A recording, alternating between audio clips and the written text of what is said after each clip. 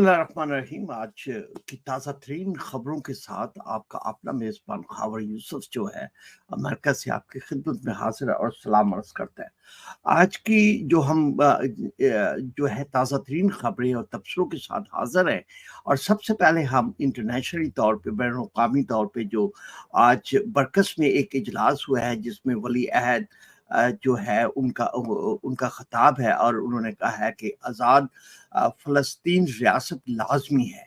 ये कहना है सऊदी वली अहद का कहना है ये वहाँ पे सऊदी वली अहद शहज़ादा मोहम्मद बिन सलमान ने तमाम ममालिक से इसराइल को हथियारों की फ़राहमी रोकने का भी मुतालबा जो है वो किया है। बरकस के इजलास से वर्चुअल खिताब में वो वीडियो के थ्रू वो खिताब कर रहे थे जिसमें सऊदी वली अहद ने कहा कि फ़लस्तीनियों की गज़ा पट्टी से जबरी बेदखली नाकाबिल कबूल है। 1667 की तयन करदा हदबंदी की बुनियाद पर खुद मुख्तार फ़लस्तीनी रियासत का क़याम जो है नागुज़ीर है। मोहम्मद बिन सलमान ने मज़ीद इसमें कहा कि गज़ा पर हमला रोकने के लिए तमाम ममालिक से इसराइल को हथियारों की फ़राहमी जो है रोकने का मुतालबा भी करते हैं। वली अहद ने गज़ा पट्टी पर इसराइली वहशियाना हमलों की भी शदीद तौर पर मज़म्मत करते हुए कहा कि गज़ा में फौरी तौर पर इंसानी इमदाद पहुँचानी होगी। उन्होंने मज़ीद कहा कि फ़लस्तीनियों की गज़ा पट्टी से जबरी बेदखली नाकाबिल कबूल है। मसला कश्मीर के हल के लिए जामे अमन मुज़ाकरात की शुरुआत होना वक्त की ज़रूरत है। सऊदी वली अहद ने मज़ीद कहा कि इसराइल गज़ा पट्टी में फ़ौजी कार्रवाइयाँ फौरी तौर पर रोके। सऊदी अरब ने कशीद के अव्वल रोज़ से नहाते शहरियों के तहफ़्फ़ुज़ की यकीन दहानी की तायीद की थी।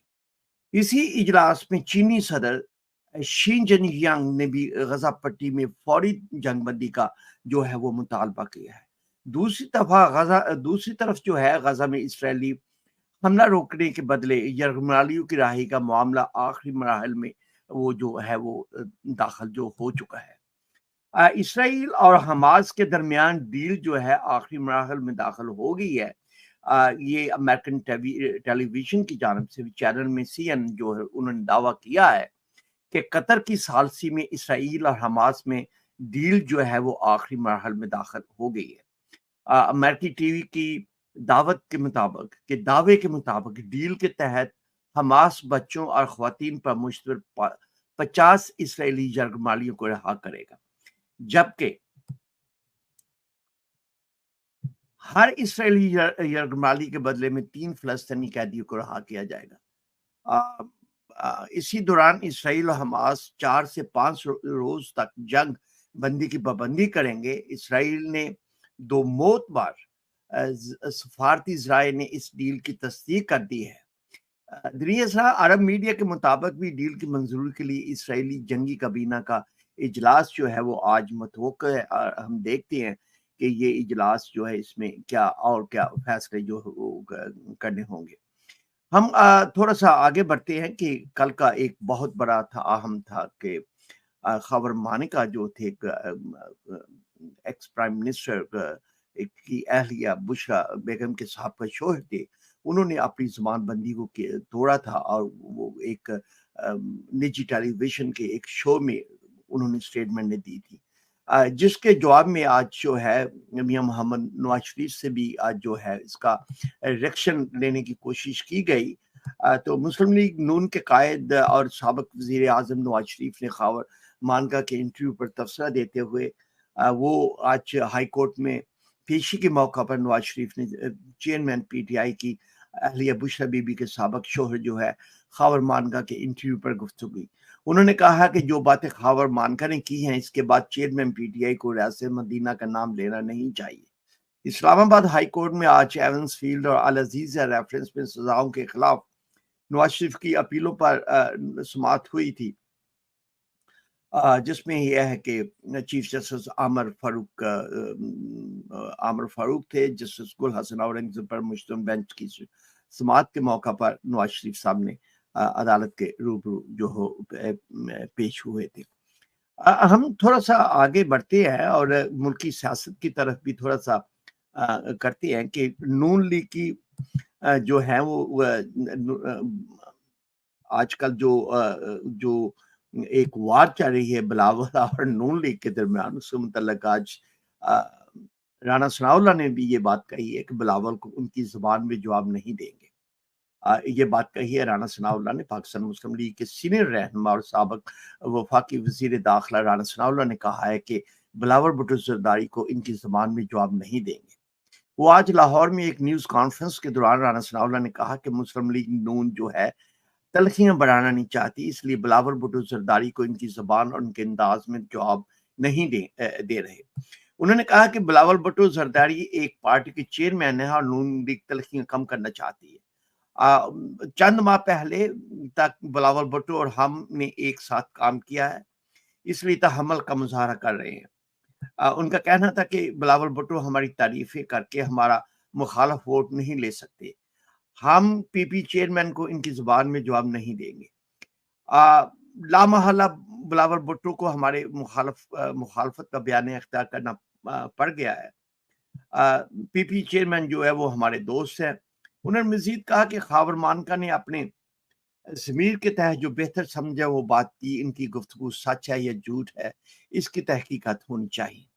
نون لیگ رہنما نے کہا کہ بہت سے دوست نون لیگ کا حصہ بنیں گے، اب تک پارٹی میں شامل ہونے والوں نے غیر مشروط طور پر ہماری جو ہے وہ حمایت کی ہے۔ آج جمہوری اقتدار پہلے سے زیادہ مضبوط ہے، اب جمہوریت کے درمیان کسی قسم کی کوئی رکاوٹ نہیں چلے گی۔ انہوں نے کہا کہ ہمیں یقین ہے کہ ایک بار پھر ملک کو اس بحران سے نکالیں گے۔ ملک کو آگے لے کر چلنا ہے تو آپ کو سب کو ان کے ساتھ چلنا ہوگا۔ انہوں نے مہنگائی رک رہی ہے، انہوں نے یہ کہا کہ مہنگائی تو رک رہی ہے، نہ ڈالر نیچے آ رہا ہے، پاکستان کو باقاعدہ پٹی سے اتارا گیا۔ چیئرمین پی ٹی آئی کے دور میں میر جعفر اور میر صادق کے لقب دیے جا رہے تھے۔ نون لیگی رہنما نے یہ بھی کہا کہ نون لیگ پنجاب سمیت دوسرے صوبوں میں بھی اکثریت حاصل کرے گی۔ نواز شریف کی قیادت میں مسلم لیگ نون نے پہلے ہی 2 بار ملک کو جو بحران سے نکالا ہے۔ ادھر دوسری جانب اگر ہم چلتے ہیں تو روبانی صاحب ہیں، سینیٹر ہیں، انہوں نے صدر عارف الوی سے استعفے کا بھی مطالبہ کر دیا ہے۔ پیپلز پارٹی کے سینئر رہنما رضا روبانی نے صدر مملکت ڈاکٹر عارف الوی سے استعفے کا مطالبہ کر دیا ہے۔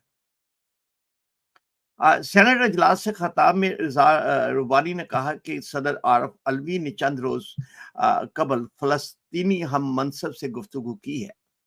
انہوں نے کہا کہ ایوان صدر کی پریس ریلیز کے مطابق ڈاکٹر عارف الوی نے کہا کہ 1 اسٹیٹ حل ہونا چاہیے۔ پی پی سینیٹر نے مزید کہا کہ مسئلہ کشمیر پر 1 اسٹیٹ پالیسی تو پاکستان کی کبھی بھی نہیں رہی۔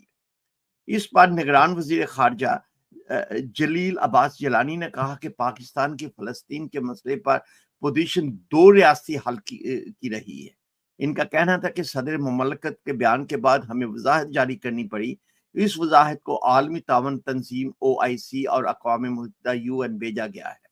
تو یہ تھے ہمارے صدر صاحب کی کرتوتے جو وہ ماشاءاللہ ہمیشہ سے کرتے آ رہے ہیں، اور یہ ان کا شیوا بھی ہے۔ کبھی وہ کوئی بل جو ہے گم کر دیتے ہیں، کبھی ان کے ٹیبل تک نہیں پہنچا ہے، کبھی کچھ نہیں ہوا۔ تو یہ ہے کہ اچھا اب تھوڑا سا چلتے ہیں ملکی جو فوجی عدالتوں کے خلاف سپریم کورٹ کا فیصلہ تھا۔ پنجاب حکومت کل دوبارہ اپیل جمع کرائے گی۔ فوجی عدالتوں کے خلاف سپریم کورٹ کے فیصلے پنجاب حکومت رجسٹرار آفس کا اعتراض دور کر کے کل دوبارہ اپیل جمع کرائی گئی۔ سپریم کورٹ کے 5 رکنی بینچ نے فوجی عدالتوں کے قیام کو کالعدم قرار دیا تھا۔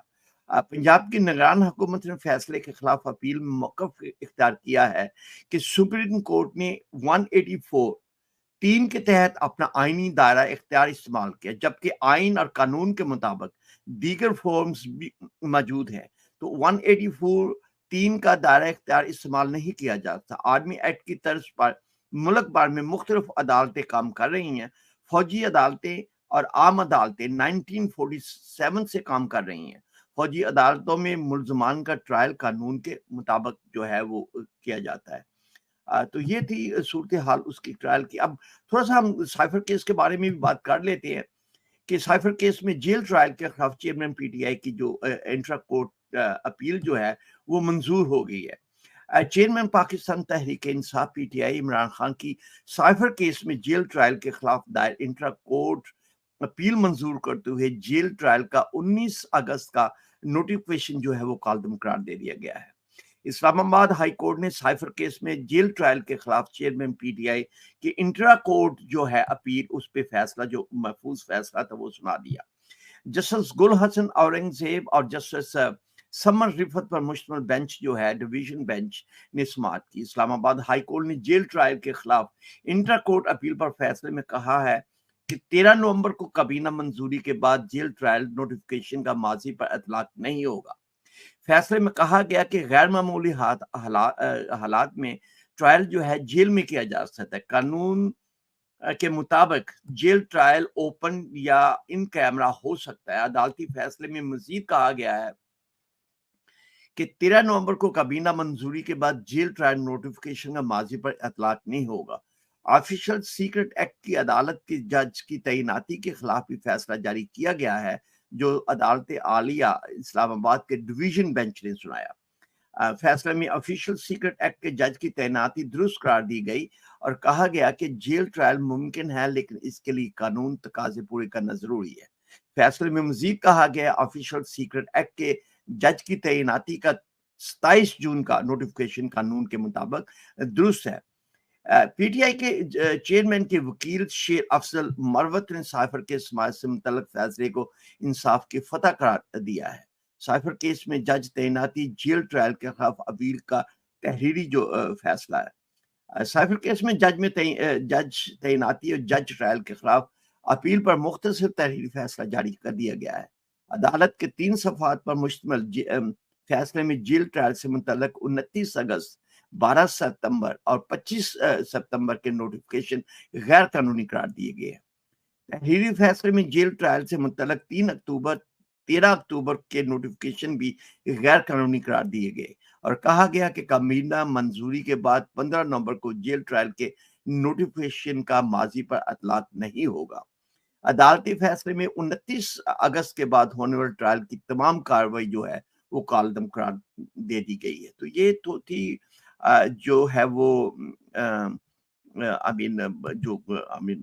خاص خبریں تھی آج کی جو ہم نے آپ شیئر کر دیا۔ لیکن آخر میں ہم ایک اور خبر جو ہے جو پاکستانی سیاست کے متعلق ہے، مولانا فضل الرحمان کی جانب چلتے ہیں۔ انہوں نے کہا ہے کہ پیپلز پارٹی کے خلاف انتہا پسندانہ رویہ اختیار نہیں کریں گے۔